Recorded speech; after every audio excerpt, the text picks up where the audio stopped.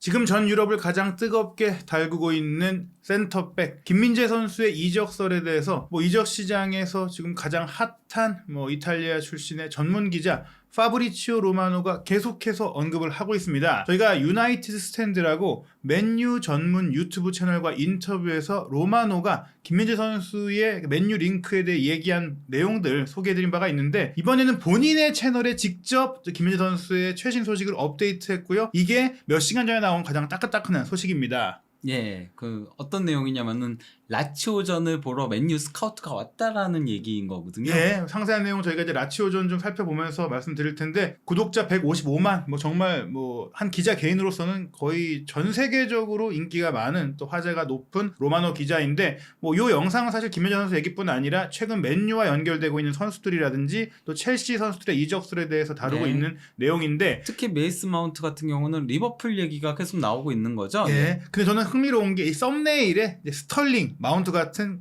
어떻게 보면 프리미어리그에서 굉장히 관심 높은 선수들과 더불어 김민재 선수의 지금 모습이 나온 것. 로마노가 이탈리아 출신이지만 사실 프리미어리그가 가장 핫하다 보니까 본인이 이 영상도 영어로 찍었고, 또 네. 제목이나 모든 그 문구 구성을 영어로 했다는 것은 프리미어리그에 관심 있는 팬들을 대상으로 제작한 영상이다. 예. 이렇게 보시면 될 것 같은데요. 맨유가 직접 보러 온 이 라치오전. 그런데 이 경기는 사실 나폴리 입장에서는 좋지 않은 경기였잖아요. 예, 그러니까 이 경기에서 0대1로 패하면서 9연승 행진에 이제 또 제동이 걸렸죠. 예, 게다가 올 시즌 홈에서는 처음 진 것이기 때문에 어떻게 보면은 김민재 선수 입장에서는 이 경기를 하필 보러 왔나라는 느낌도 가질 수 있을 텐데, 막상 또 이제 나폴리는 같은 라운드에 AC 밀란이 패배했기 때문에 선두 수성에 조기 우승 과정에는 큰 영향이 없겠지만 조금은 걱정할 수도 있을 것 같은데, 이날 라치오전 활약 나쁘진 않았잖아요. 예, 김민재 선수 개인의 활약 자체는 좋았습니다. 그러다 보니까 이제 이탈리아 유명 일간지인 가제타 델로 스포르트에서는 김민재 선수한테 이제 평점 6.5점, 이거는 이탈리아에서는 상당히 높은 평점인 거잖아요. 예. 특히 패한 팀에서 6.5점은 거의 7점 이상의 가치를 가지고 있거든요. 예. 6.5점을 주면서 임모빌레를 잘 막았고, 밀린코비치 사비치 슈팅도 그가 막았다. 팬들은 계속 김민재의 이름을 외쳤다. 킴 이거죠. 그러면서 그는 나폴리의 아이돌이기 때문이고 그에 준하는 활약을 펼쳤다. 이날 경기에서 가제타 델로 스포르트가 나폴리 선수 중에서는 유일하게 김민재 선수의 평점에만 거의 칭찬, 거의 이게 비판한 내용이 아예 없이 평가를 했고, 그래서 이를 밀리오리라고 이날 경기 나폴리 최우수 선수로 꼽았거든요. 네. 그리고 요 사진은 경기가 이제 끝나고 종료 휘슬, 패배가 확정됐을 때 김민재 선수의 모습을 현지 중계 방송이 딱 잡아준 건데, 이때 팬들이 김민재 선수를 외쳤거든요. 그러니까 팀은 졌지만 김민재 너는 최선을 다했어, 넌 우리의 여전히 영웅이야 라고 좀 팬들이 인정해준 거 아니겠습니까? 네, 그렇다고 볼 수 있겠는데요. 단순히 이제 가제타 델로 스포르트만이 아니고요. 이건 나폴리 매거진이라는 이제 웹사이트 있잖아요. 여기서 네. 이제 이탈리아 현지 신문들의 이제 김민재 관련 경기력과 관련한 평가들을 이제 모아놓은 거거든요. 네. 그러면서 이제 제목을 패배해도 신문들은 김민재의 경기력을 칭찬했다라고 뽑은 건데요. 이게 흥미로운 게 뭐냐면, 국내 언론은 당연히 김민재 선수가 잘하든 못하든 어떤 경기든 김민재 선수에 관련된 이런 평점 소식을 저희도 항상 소개해주고 있는데, 그렇죠. 나폴리 매체, 나폴리 매거진에서 김민재 선수의 평가만 따로 모아서 소개한다는 것은 나폴리 팬들 사이에도 김민재 선수에 대한 평가나 관심이 높다라는 얘기예요. 예, 그러면서 일단 뭐라고 했냐면요. 김민재는 라치오전 패배에도 불구하고 나폴리 최고 선수 중 한 명이었다. 그는 임모빌레와 같은 쉽지 않은 선수를 상대로 90분 동안 많은 경합 과정에서 승리했다 하면서 이제 전진과 임모빌레를 상대로 한 적절한 타이밍의 차단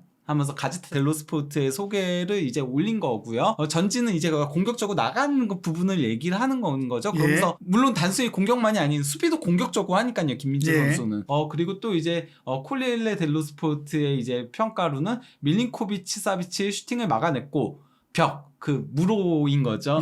김민재 선수의 애칭인 거죠. 벽은 그를 넘어뜨렸다. 그러니까 이제 이탈리아에서는 무로라고 하면 이게 김민재를 얘기하는 거예요. 네. 나폴리 소식을 할 때는. 이게 넘어뜨렸다는 게 뭐냐면, 밀린코비치 사비치가 워낙 잘하고 있으니까 이번 경기 라치오가 이겼다고는 하더라도 밀린코비치 사비치는 김민재가 잘 막았다, 본인의 활약은 별로 없었다, 이런 얘기를 한 거예요. 그리고 이제 이건 어디 거 소개인지는 모르겠는데요. 왜냐면 안 적혀 있어가지고요. 어쨌건 뭐라고 되어 있냐면요. 프로베데 골키퍼 골키퍼가 나폴리 미드필드 라인을 넘겨서 패스를 하려고 할 때 그는 간결하게 수비했고 그 앞으로 나와서 막았다는 거죠. 예. 본인의 벽 뒤로 예. 임모빌레를 지나가게 하지 않았으며 루이스 알베르토의 마지막 패스를 가로챘다. 예. 그는 프로베데 골키퍼에게 결정적인 선방을 강요했다. 그러니까 골을 넣을 만한 기회도 있었다는 얘기인데요. 그러면서 전반적인 평점이 앞서 말씀드린 대로 가제타 델로 스포르트는 6.5점, 거의 패배한 팀으로 봤을 때 7점대고 투토스포르트가 6점대긴 하지만 말씀드린 대로 이탈리아는 평점이 박해요. 패배한 팀의 6점, 게다가 홈패배니까 뭐 호평이고 나머지 선수는 5점대예요. 그리고 코리에르 델로 스포르트는 아예 7점, 그리고 나폴리 소식을 다루는 일 마티노 6점인데 코리에르 델로 스포르트는 요새 그 짜짜로니 편집장이 굉장히 김민재 선수에 애정하는 표현들을 그렇죠. 많이 했잖아요. 예.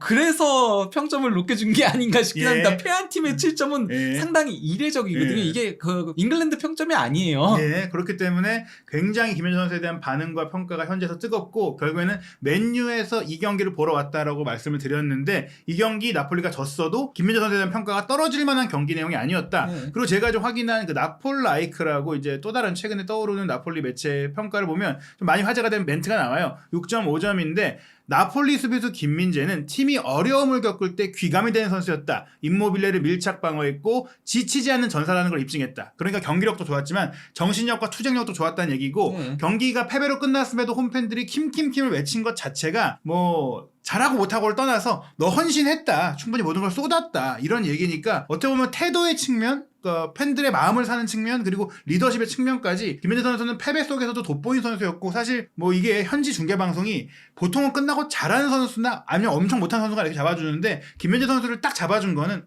오늘 나폴리 졌지만 김민재는 잘했습니다. 약간 이런 의미가 있다고 봐야 되는데 위로하는 그런 느낌도 있는 거죠. 약간 헐떡이는 모습이니까요. 근데 그게 뭐 저희의 그 자의적인 해석이 아니라 기록으로 봐도 객관적으로 이게 드러나요. 뭐 김민재 선수가 이 경기에서 볼터치 163회로 최다였고요. 그리고 이제 패스 시도 155회로 최다에 패스 성공도 145회로 최다였고요. 클리어링 2회로 최다였고요. 그리고 슈팅 차단 1회로 최다였고요. 그리고 공중볼 경합 횟수도 8회로 최다에 성공도 8회로 당연히 최다였고요.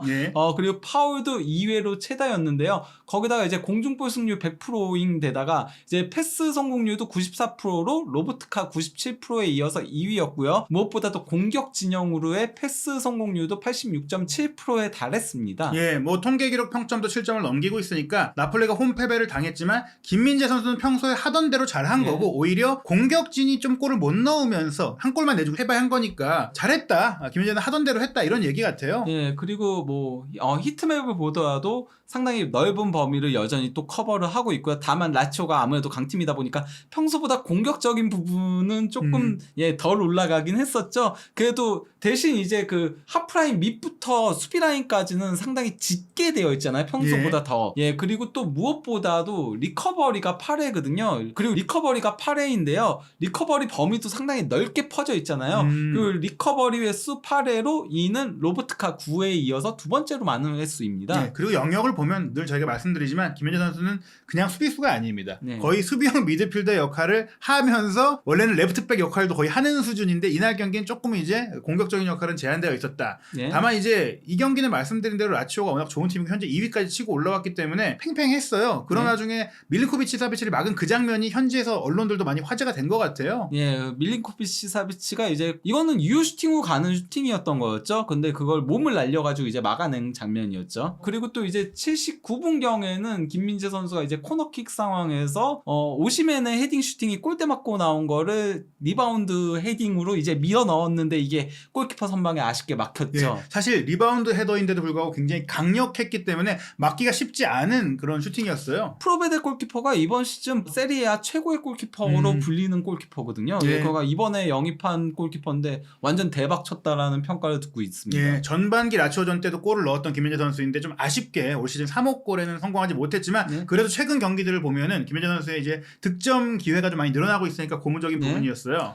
그리고 뭐 패스도 뭐 성공률이 94%니까 더 이상 할 말이 없긴 한데요. 정말 그 정도 잘했다라고 할 수 있지만은 다만 이전 경기들과 이전 경기들과 비교했을 때 살짝 오게티가 이 경기에서 롱패스 5회 시도해가지고 2회 성공했는데 그 롱패스들이 그 김민재 선수 특유의 반대편으로 넘기는 전환 패스거든요.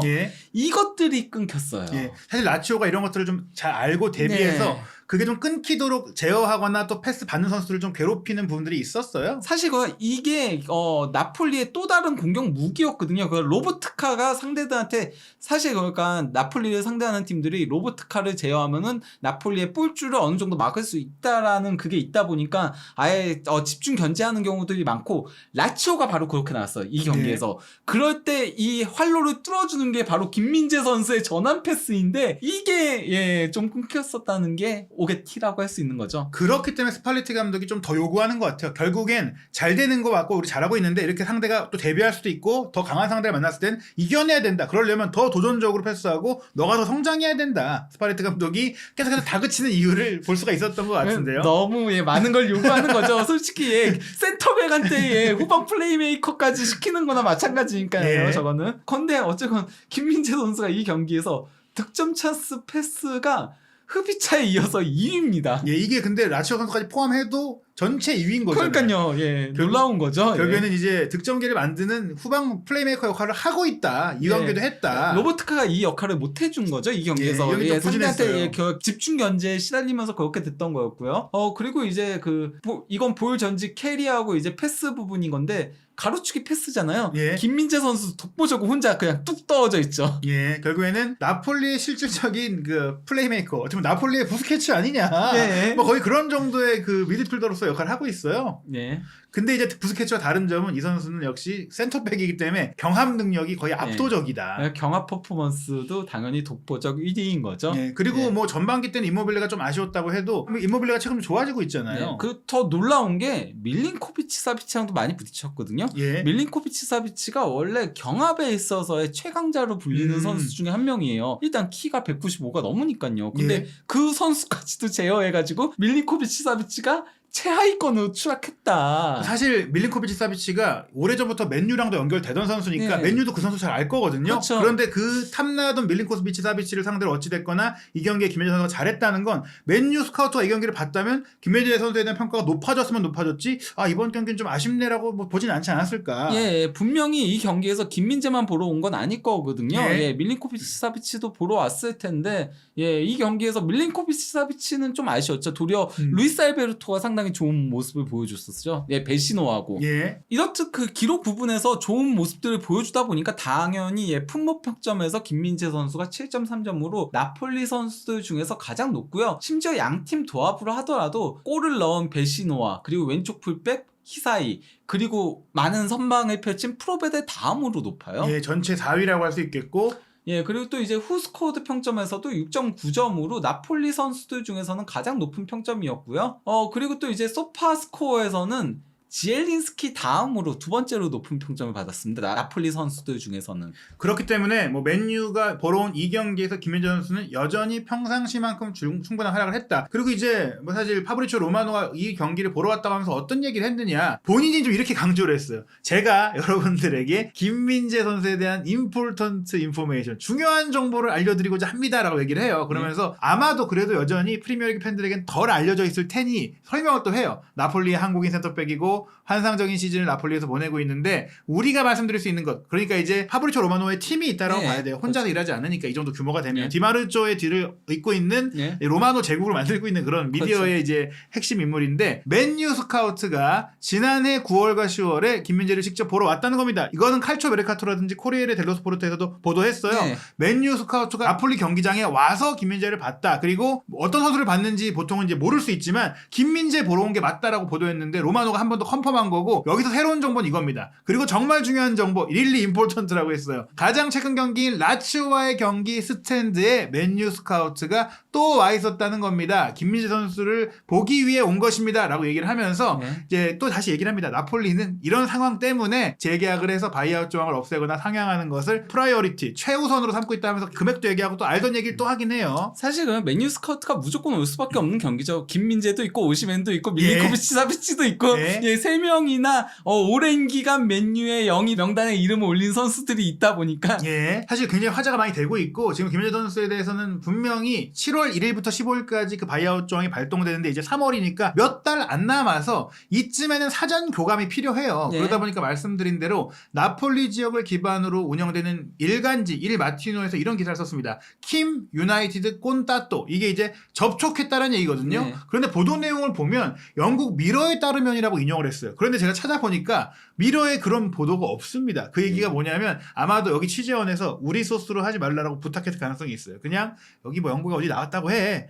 영국 미러에서 기사가 있긴 한데 이 접촉 얘기가 아니었거든요. 그래서 아마도 이제 김민재와 맨유 측 관계자가 좀 만났다는 보도를 하고 싶은데 취재원을 보호한 차원이 아니었을까 싶기도 하고 또 저희가 이제 확보한 루머 이건 이제 진실인지 아닌지 몰라요. 제가 들리는 얘기에 따르면 나폴리의 한 호텔에서 김민재 측의 이제 관계자 그리고 맨유 관계자, 나폴리 관계자가 함께 이야기를 나누는 시간이 있었다. 근데 이게 김민재 측 관계자가 뭐 밀도 있게 얘기를 나눈 건 아니고 이제 맨유 관계자와 나폴리 관계자가 여러 선수를 두고 얘기를 나눈 것 같은데 그 와중에는 김민재 선수 얘기도 이제 포함되어 있던 거예요. 왜냐하면 이제 오시멘 선수 얘기도 진행이 된 것 같아요. 사실 그러니까 그 여기서의 얘기는 3자가는 오시멘이 가능성이 높죠. 왜냐면은 김민재 선수는 바이아웃 조항이 있으니까. 근데 이 자리에 김민재 선수의 측의 인사가 함께 있었다는 거예요. 네. 왜냐하면 나폴리에서 이때 그 바이아웃 상향을 얘기한 건데 맨유 관계자랑 같이 두고 이제 아마 서로 조건을 맞추지 않았을까 네. 싶어요. 만약에 올리면 너는 이 정도 낼 수 있지 않냐. 같이 해보자.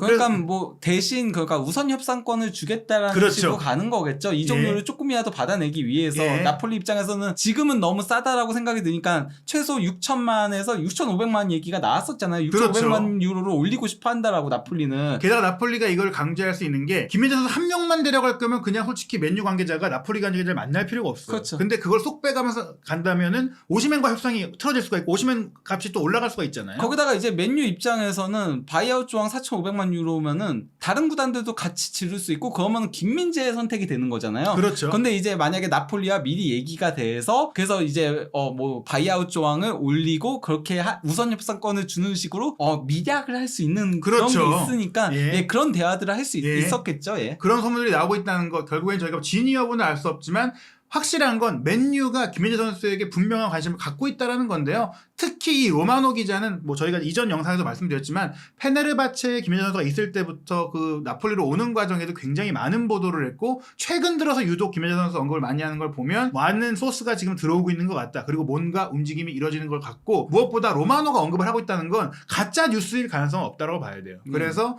김민재 선수의 올 여름 이적 가능성에 대한 기대감이 증폭이 되고 있죠. 그런 가운데 사실 맨체스터 유나이티드 관련 소식 중에는 공신력이 높다라고 할 수 있는 맨유 지역지의 이 사무엘 러커스트 기자가 최근 또 맨유의 여름 이적 시장에 대한 그 분석 기사, 최근 취재 기사를 좀 보도를 했어요. 예, 그러면서 이제 맨유의 여름 최우선 영입 목표는 새로운 골잡이다. 뭐 이건 누구나 다 아는 거죠. 그러니까 빅터 오시멘, 해리 케인, 곤살로 하모스가 후보 리스트에 있다. 그 다음은 미드필더 보강이다. 이것도 다 아는 내용이죠. 프랭키 더용, 주드 벨링엄, 모하메드 쿠두스가 영입 후보다. 여기서 쿠두스가 나온 게 조금 아약스 선수니까요. 근데 그 전에는 원래 안 나오던 이름이긴 하니까요.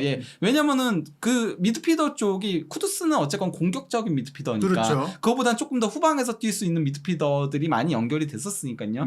그러면서 이제 구단 인수 상황과 관계없이 FFP를 준수하기 위해 선수 정리 작업을 진행할 것이다. 이게 저희가 얘기했던 카타르 인수가 못 이루어질 위험성도 있다라는 얘기들을 했으니까 거기에 대비해서 이제 선수를 팔아서 FFP를 준수하면서도 영입을 하려고도 계획 중에 있다는 거죠. 테나 감독이 워낙 팀을 잘 운영하고 있기 때문에 솔직히 이대로 지원 안 해줄 수 없고 말씀드린 대로 글레이저 가문이 그냥 운영을 해도 자기 돈을 안 쓰더라도 팀에 투자는 했었어요. 어떤 돈을 끌어오든지. 그리고 지금 어떻게 보면 이제 맨유를 인수한 이후 가장 좋은 시기라고 볼 수 있어서 여름에 선수는 사준다는 얘기예요. 다만 파는 게 우선이다. 그래서 영입 선수보다 방출하는 선수가 많을 것이다. 해리 메가이어, 앙토니 마샬, 알렉스 텔레스가 매각 대상이며 메가이어 판매에 성공하면 센터백을 영입할 것이다. 이게 중요해요. 결국엔 이제 정리가 안 돼도 스트라이커와 미드필드는 타려고 움직이고 있는데 센터백을 살려면 메가이어 판매에 성공을 해야 된다. 그 부분이 중요한데요. 근데 메가이어는 사실 정리될 거라는 얘기들이 계속해서 나오고 있어요. 다만 근데 이제 진리의 쩌안쩌라는 게 있기 때문에 그 메가이어의 연봉을 이제 감당할 수 있는 구단이 있을까가 이제 관건이라고 할 수 있겠죠. 일단은 이거는 사실 맥과이어가 팀의 공식적인 주장인데 네. 카라바오컵 우승 당시 맥과이어의 퍼포먼스가 굉장히 인상적이었습니다. 본인이 주장이지만 솔직히 팀 내 입지상 혼자 트로피를 드는 거는 본인이 봐도 그림이 아니다. 실질적으로 최근에 주장 역할을 하고 있는 브루노 페르난데스에게 우리 우승컵 함께 들자라고 제안을 했고 함께 들었어요. 이것은 어떻게 보면 자신의 입지가 축소되는 상황 속에서 본인도 거취를 충분히 고민할 수 있는 부분이고 네. 무엇보다 최근에 또 언급된 팀이 웨스트햄 유나이티드거든요. 네. 그러니까 1월 이적 시장에 이미 임대 추진을 하기도 했었는데 데이비드 모예스 감독이 맨유에서의 인연 때문인지 맨유 선수를 3명이나 관심을 갖고 있다. 그러면서 해리 맥과이어, 스콧 맥토미니, 앙토니 마샬 즉 현재 맨유에서 쩌리가 솔직히 되고 있는 선수들을 영입하려고 한다는 얘기들이 있는데 뭐 조건을 봐야 되겠지만 어찌됐거나 맥과이어 선수가 시장에 나오고 적정한 금액으로 조율이 가능하다면 달려들 팀들은 꽤 있을 것 같아요. 네, 근데 웨스트햄은 일단 잔류가 우선이죠. 그렇죠. 예, 지금 잔류 못할 분위기도 있기 때문에요. 예. 예. 중요한 건 결국 김민재 선수의 맨유 이적은 이제 맥과이어의 거치까지 지켜봐야 된다. 물론 저희가 뭐 카타르 자본이 들어와서 사면 뭐 이 선수를 그냥 뭐 딴 데 그냥 보내버리고 돈 혼내봐도 데려올 수 있겠지만 그러면 뭐 임대라도 보낼 수 예. 있는 거죠. 그러면은 연봉 보조를 하면서 보낼 수 있으니까 그럴 경우에는 조금 더 선택지가 많아지게 예. 되죠. 그리고 이런 여부들과 관계없이 움직이고 있는 이유는 김민재 선수가 딱 15일만 발동될 수 있는 바이아웃 조항이 있다 보니까 인수되고 말고 기다리면 안 돼요. 네, 결국엔 빨리 미리 해야죠. 해놓고 얘기라도 해놓고 그 돈은 솔직히 맨유 정도의 규모의 구단이면 어떻게든지 그 마련할 수가 있거든요. 네. 그래서 이제 김민재 선수에 대한 맨유와의 연결은 계속해서 짙어지고 있다. 특히 최근 들어서 로마노가 많이 보고하고 있거든요. 코리에레 델로 스포르트를 포함해서 이탈리아 언론은 원래 많이 언급하고 있었어요. 네. 근데 이제 그 맨유 매각 관련해 가지고 현재 그 레인 그룹이 관리를 하고 있잖아요. 예. 레인 그룹에서 그 관리를 하고 있는데